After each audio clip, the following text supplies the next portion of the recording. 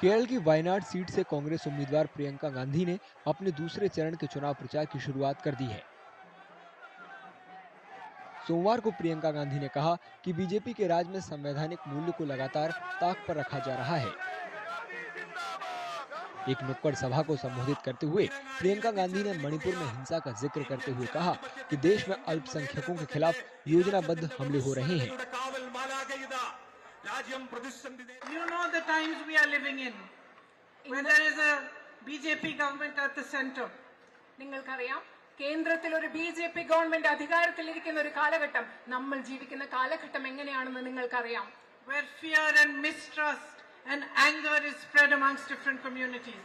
നമ്മുടെ രാജ്യത്തെ വിവിധ സമുദായങ്ങൾക്കിടയിൽ ഭയം, അതുപോലെ തന്നെ ദുരിതം, ദേഷ്യം ഇതെല്ലാം പടർന്നു പിടിച്ചുകൊണ്ടിരിക്കുന്ന ഒരു കാലഘട്ടത്തിലാണ് നമ്മൾ ഇന്ന് ജീവിക്കുന്നത്. You have seen the attacks that take place on minorities. You have seen what's happened in Manipur. You have seen again and again the spread of anger, the spread of hatred by this government, concerted in a planned fashion.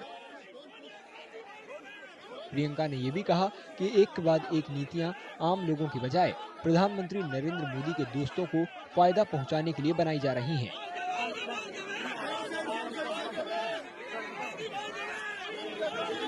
There is no compassion for our farmers who toil in the heat and the dust day in and day out. There is no compassion for them.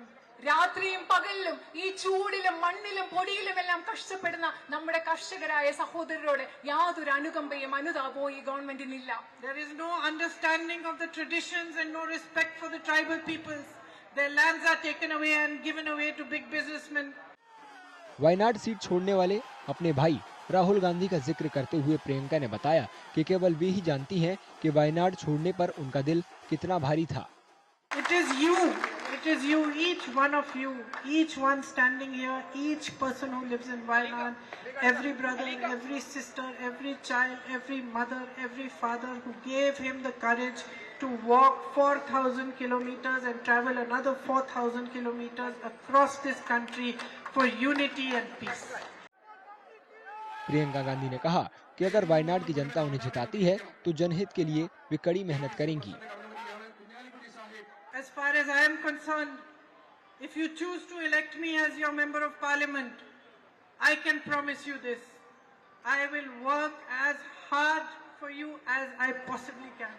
I will stand side by side with you and I will fight for your issues. I will raise your voice in parliament. I will do everything in my power to help you resolve what your issues are. Priyanka Gandhi प्रचार के दौरान public meeting ज्यादा कर रही हैं। 22 अक्टूबर को नामांकन दाखिल करने के बाद वे दूसरी बार वायनाड के दौरे पर हैं। उन्होंने Nilgiri college of arts and science का भी दौरा किया। सार्वजनिक बैठक के लिए जाने से पहले उन्होंने पार्टी कार्यकर्ताओं और छात्रों से भी मुलाकात की। वायनाड में उपचुनाव 13 नवंबर को होना है। प्रियंका के खिलाफ एलडीएफ के दिग्गज नेता सत्यन मोकेरी, बीजेपी उम्मीदवार नव्या हरिदास चुनावी मैदान में हैं।